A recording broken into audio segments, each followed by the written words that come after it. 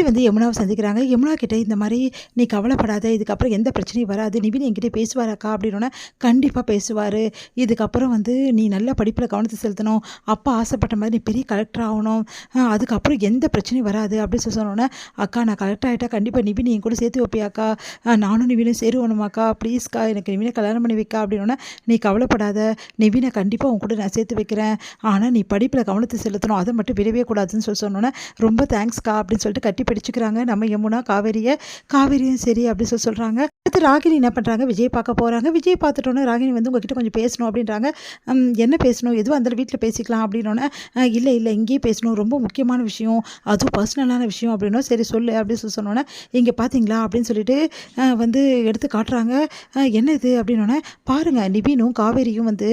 எப்படி பேசிக்கிறாங்கன்னு சொல்லிட்டு. இன்றைக்கி காவேரி வந்து வேலைக்கு வந்திருக்க மாட்டாளே, ஏன்னா அவள் நிவினை பார்க்க போயிருக்கா, அதுவும் நிவினை ரகசியமாக பார்த்து பேசுகிறா. இப்போவும் அவங்க 2 பேருக்குள்ள கலெக்ஷன் இருக்குது பார்த்தீங்கல்ல அப்படின்னோடனே, அப்படியே டென்ஷனாகி அப்படியே பார்க்குறாரு. இப்போ நீ என்ன சொல்ல வர, நீங்களே சொல்லுங்கள், இப்போ நிவினை மீட் பண்ண போகிறான்னு உங்களுக்கு தெரியுமா தெரியாது தானே, பார்த்தீங்களா எப்படிலாம் பண்ணுறான்னு சொல்லிட்டு, அவள் ஆளே சரியில்லை,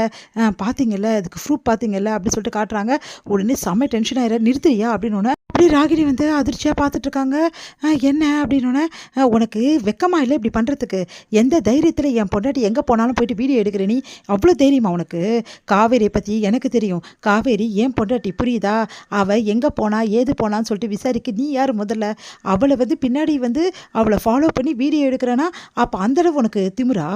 இங்கே பார் இன்னொரு வாட்டி இந்த மாதிரி வேலையெல்லாம் வச்சுக்கினேன் மரியாதை கெட்டு போயிடும், போனால் போதுன்னு சொல்லிட்டு அஜய்க்காக தான் அந்த வீட்டில் உன்னை சேர்த்தேன் புரியுதா, நீ எப்படிப்பட்ட ஆள், நீ என்னென்ன பண்ணுவ எல்லாம் எனக்கு தெரியும், ஆனால் வந்து போனால் போதுன்னு சொல்லிட்டு தான் நான் சேர்த்துட்ருக்கேன், அதுக்காக நீ என்ன வேணாலும் பண்ணுவியா, எவ்வளோ தைரியமாக இருந்தால் ஏன் பொண்டாட்டியை அவள் எங்கே போகிறான்னு சொல்லிட்டு பார்த்துட்டு வீடியோ எடுத்துன்னு வந்து என்கிட்டே காட்டுவேன், உனக்குன்னா அவ்வளோ திமிரா, இங்கே பார் அவள் யாரை வேணாலும் பார்க்க போட்டோன்னா அவள் எப்படி வேணாலும் இருக்கட்டும், அதை பற்றி கவலைப்பட வேண்டியது நீ இல்லை புரியுதா, இங்கே பாருங்கள் நான் சொல்கிறத கேளுங்க, இதெல்லாம் உண்மைதான், நான் வந்து பொய் சொல்லலை, உண்மையாகவே இருந்துட்டு போட்டோம், உனக்கு என்ன பிரச்சனை, அவள் நிவினை பார்த்துட்டு வந்தாலும் பார்த்துட்டு வரலன்னா நான் முடிவு பண்ணிக்கிறேன், அது நீ ஏன் டென்ஷன் ஆகுற, என்கிட்ட சொல்லிட்டு தான் காவேரி நிவினை பார்க்க போகலாம், அது உனக்கு தெரியுமா, அவள் என்கிட்ட எதுக்காக நிவினை பார்க்க போனான்னு சொல்லிட்டு தான் போனான், நானும் சரி போய் பார்த்துட்டு வான்னு தான் சொன்னேன் புரியுதா, அதனால் எங்கக்குள்ளே சண்டை மூட்டி விடணும்னு சொல்லிட்டு நீ எந்த பிளானும் பண்ண வேணாம், உன் வேலையை மட்டும் பார்த்துன்னு போ, இதுக்கப்புறம் காவேரி ஏதாவது டிஸ்டர்ப் பண்ண, அவள் எங்கே போகிறா எங்கே வரான்னு சொல்லிட்டு இந்த மாதிரி வீடியோலாம் எடுத்துன்னு தெரிஞ்ச அப்புறம் என்ன செய்வேன்னு தெரியாது, மரியாதை அந்த வீடியோவை டெலீட் பண்ணு, அப்படி டெலீட் பண்ணலைன்னா உன் அப்பா கிட்ட காட்டு, அவரு என்ன பண்ணுறாரு நானும் பார்க்குறேன், இதுக்கப்புறம் வந்து இந்த மாதிரி வேலையெல்லாம் வச்சுக்கிட்ட மரியாதை கெட்டுரும் உனக்கு, அப்புறம் நான் என்ன செய்வேன்னு எனக்கே தெரியாது அப்படி சொல்லிட்டு போகிறாரு. அதை கேட்டு ஒன்றுமே புரியாமல் வந்து அப்படியே நிற்கிறாங்க ராகினி, ஒன்றுமே புரியல, என்ன இவன் இப்படி சொல்லிட்டு போகிறான், நான் அவ்வளோ ப்ரூஃப்லாம் காட்டுறேன் அவ்வளோ சொல்கிறேன் நம்பவே மாட்டேங்கிறான்,